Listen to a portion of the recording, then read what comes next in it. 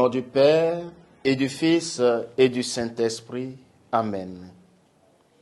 Esprit de Dieu, descends sur nous. Esprit d'amour, remplis nos cœurs. Esprit de feu, embrase-nous. Esprit de paix, fais l'unité. Donne-nous la foi. Dieu de fidélité, ô viens nous brûler de ton feu. Évangile de Jésus-Christ selon saint Jean. En ce temps-là, Jésus disait aux pharisiens, « Je m'en vais, vous me chercherez et vous mourrez dans votre péché. Là où moi je vais, vous ne pouvez pas aller. » Les Juifs disaient, « Veux-tu donc se donner la mort, puisqu'il dit, « Là où moi je vais, vous ne pouvez pas aller. » Il leur répondit, « Vous êtes d'en bas, moi je suis d'en haut. Vous êtes de ce monde, moi je ne suis pas de ce monde. C'est pourquoi je vous ai dit que vous mourrez dans vos péchés.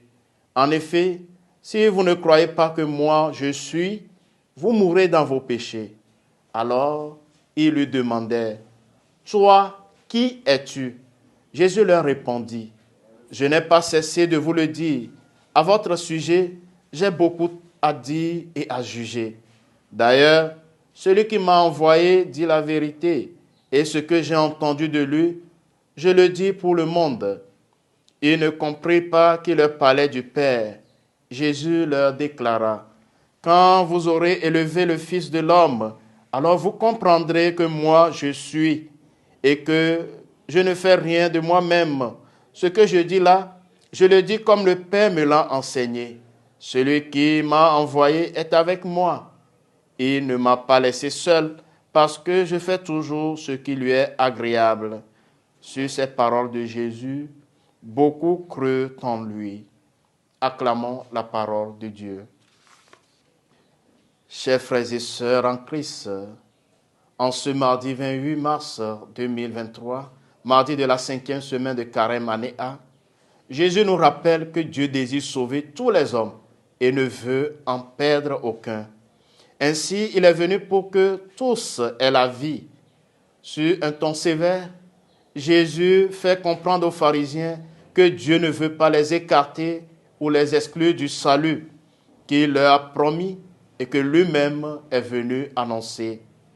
Mais il est confronté à la dureté des cœurs et à l'hostilité de ces pharisiens. Ceux-ci ne reconnaissent pas en lui le Messie annoncé et restent paralysés sur leur doctrine, la loi et les prophètes. Ils sont contaminés par le venin mortel et les morsures brûlantes du péché d'orgueil, comme leur père qui récriminait dans le désert. Ils se soustraient eux-mêmes au plan d'amour et de salut du Père. De même, dans notre marche sur le chemin de la foi, il arrive parfois, comme les pharisiens, que l'endurcissement de notre cœur nous conduise à mal cerner ce que le Christ nous révèle, la route qu'il nous montre à suivre.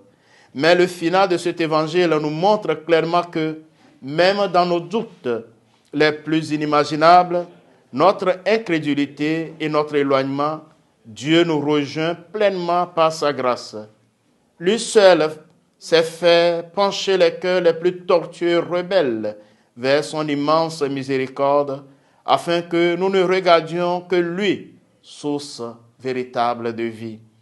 Prions, chers frères et sœurs, pour que le Seigneur nous donne d'être dociles à l'écoute de sa parole et d'être dociles à sa grâce.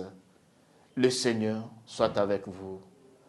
Que Dieu Tout-Puissant vous bénisse, le Père et le Fils et le Saint-Esprit. Amen.